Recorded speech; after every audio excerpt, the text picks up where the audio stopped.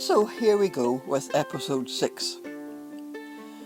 Sally and I were given a free rein for all what we wanted to do ourselves. Everyone was so grateful for all the gifts we'd brought and improvements we were able to make with funds we'd raised and donated.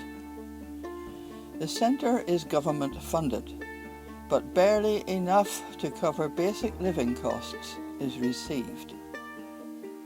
Sally had a courtyard concreted and roofed, and second-hand tables and chairs acquired from KFC in the city installed to provide an eating/dining place which was previously non-existent. We even had to teach the residents how to sit at table, because they'd never done it before, even the adults. Another area was landscaped and planted out to form a beautiful garden with a Chinese pagoda-shaped shelter and seating area in the centre. An old building is currently being renovated to become a factory workshop for the manufacture of cerebral items produced by the more able residents. 20 new beds have been purchased and installed, as well as large wall mirrors for a room designated as a therapy room. This will double as the hairdressers. Specifically, I had taken with me several hundred toothbrushes and tubes of toothpaste, which had been kindly donated by a dentist friend. A young orphaned man with a mild disability who was brought in by the police because he had no ID card has been given a job of supervising teeth cleaning every morning. He is intelligent and keen to learn English and computer skills, so I was pleased to leave a year's wages for him with Sally on condition that he emails me every month in English. If he does well, the centre leaders have promised him a more permanent job when the year is up. Personally, I find Sally's sign language and communication skills classes very helpful. They help me no end with mine. Various leisure programs and pursuits have been implemented and other training classes and activities initiated. As I have already mentioned, these things are all very new concepts to Chinese thinking, which traditionally views anyone with any form of disability as non-productive and therefore disregardable entity.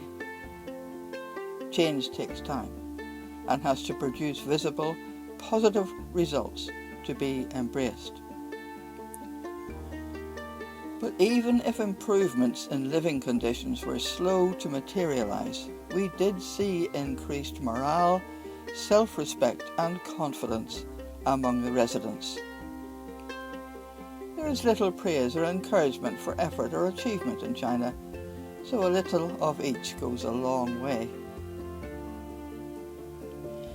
The young 15-year-old girl who had been abandoned on the roadside by her elder brother, having been brought in from the country 4 years previously, progressed from a frightened little girl who found solitary refuge and security by spending her waking hours shut in the bathroom, to a shy but bright young lady with an endearing smile and ever-increasing social vocabulary. Her untreated spasticity caused by cerebral palsy had resulted in severe contractures in all limbs. She was now beginning to maximise her residual movements enough to feed herself and propel her wheelchair a little. The daily physio and social hour, which she shared with 2 other girls, was slowly proving mutually beneficial in areas of social and physical development. 6 other ladies met daily as a group for sessions which include makeup and beauty treatments and advice, hand, foot and facial massage, drama, conversation and outdoor walks in favourable weather. This group has enjoyed the occasional shopping trip and cookery session. All these activities were at a very basic level because of physical, social, environmental and intellectual difficulties. Nevertheless, pleasing progress is being made. The top floor of a third building within the compound housed about 30 babies and toddlers.